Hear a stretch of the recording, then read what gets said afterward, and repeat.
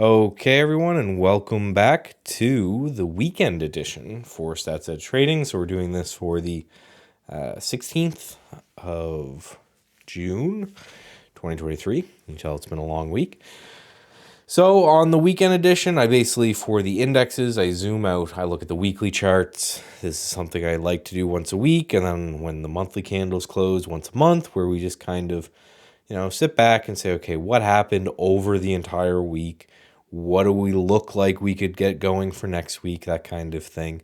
As always, the QR code here takes you to my website where you can have this and all of the charts that I show, and then many more charts that I don't show, emailed directly to you. Also, if you want any of the charting or scanning or learning tools, you can check them out there. That helps out the channel as well. So that's all of that. Without further ado, let's start here with Bitcoin. So we have the anchored VWAP from all-time high.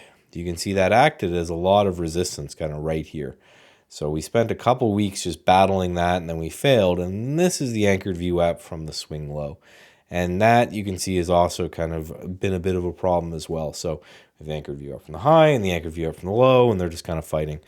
So I made a tweet on Twitter where basically I just said, hey, I think this is going to remain like this, choppy, kind of indecisive action until one of these clears. So I've been taking, trades here or there, make a little bit, lose a little bit, break even, really nothing. I think I'm ahead a little bit on my Bitcoin trading over the last little bit, but, nothing to write home about or anything. But I think the next big move, we have to wait for one of these to clear. So I'm going to keep playing around.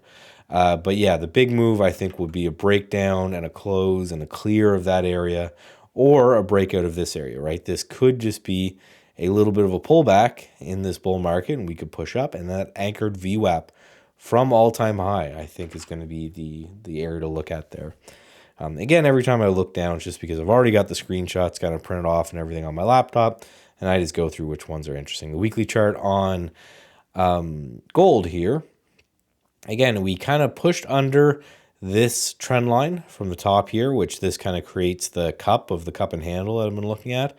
We pushed down below that, also the anchored VWAP from this low right here, and then rallied back up with this little bottoming tail on the weekly. Interesting. So some strength there in gold that looks like it continue. And then I also had this drawn out on US dollar CAD, kind of hoping for another little cup and handle type look here, but we broke down. So we may be trying to go down to retest these lows over time in the US dollar CAD. So let's get into here, and then let's get into this SPY and over to the weekly. So, monstrously bullish week. There's nothing else you can say about that. I thought we may have a little bit of a problem or a push or something with these August highs right here, but no dice on that. Just rocketed higher after breaking these August highs. I have these highs right here in March 2022 now we're talking, right, a year ago. I have these highlighted out to see if we get there. We're up 5 weeks in a row, and that's kind of the note that I have here. We're up 5 weeks in a row, and then we've had this big bullish week with this, increasing volume. I wouldn't, no shot in hell I'm going to say, well, this is the top, we have to roll over, or anything like that. I think anyone making bold claims like that are kind of clickbaiting, but we have to rest at some point. It doesn't have to be next week. We continue to go. When, these FOMO rallies start, they can go much further and farther and faster than a lot of people think. So maybe we're going to continue next week and the week after, but I'm more in a profit-taking mode right now where I'm looking at things that may not be rallying super hard with the market, and I'm starting to take profits on those, and then I'm looking for other setups to take. So I'm a little bit in let's pay myself. I've been long since this breakout right here on a lot of names in a very concentrated portfolio, a lot of the names that if you've been following since then. And I think it's time to, pay myself a bit, raise a little bit of cash, wait for some other setups to play off of, because at some point, again, we have to rest. I don't know when that's going to be, but, we have to at some point. I'm not going to sell everything in case we don't, but I'm just, again, a little bit of profit-taking mode. Something else I want to point out here, this is ACWX. So this is the All Country World Index. It stands for ex-US. So this is the rest of the world. So you take the entire world, you take the US out, and then this is an ETF that tracks that. And we're breaking out a little bit, right? Not as strong as the US, right? A lot of people are saying, hey, it's just a couple big tech names and stuff in the US. That doesn't seem to be true because the rest of the world is moving with the S&P 500. So if everything's moving, then it can't just be a couple names. So having a little breakout there as well. Then I want to point out that SMH, or semiconductors, getting close to these all-time highs here, right? We're getting there.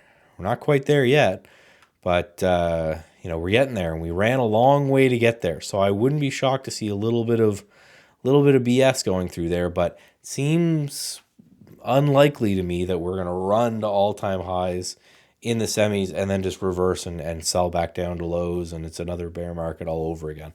That seems unlikely to me. It seems like we would at least want to break them a little bit to, if this is a sucker's rally, that would be the way to do it, is you break the highs and then you sucker the shorts in. But, just wanted to point out that that is the case. So now I'm scrolling through the individual names. I didn't add much today. I added a few, so we'll go through some of those. This M, I don't know. I think I added this yesterday. I think we talked about this yesterday, waiting for this to break 390 or 400 on that. I talked about a Trader TV this morning. I talk about stocks so much that sometimes it's hard to keep track of what I've already mentioned to you guys and what I haven't. This one I've added back to the list. I know I had this on the list at some point. We have this ACVA, and right, we're just playing around this zone. It kind of tested this anchored view app right here. If you draw it right from this candle right here, which is a new scan that is coming to trade ideas, which is less about the gap and more about the volume spike, I think it'll be a good addition to what I'm already doing with the anchored view app scans. But some lows right here acting as support, looking to see if we're going to have that in this area right there and start to push higher. And then EXPI was another one here, right there. And we'll draw that anchored view app in like that.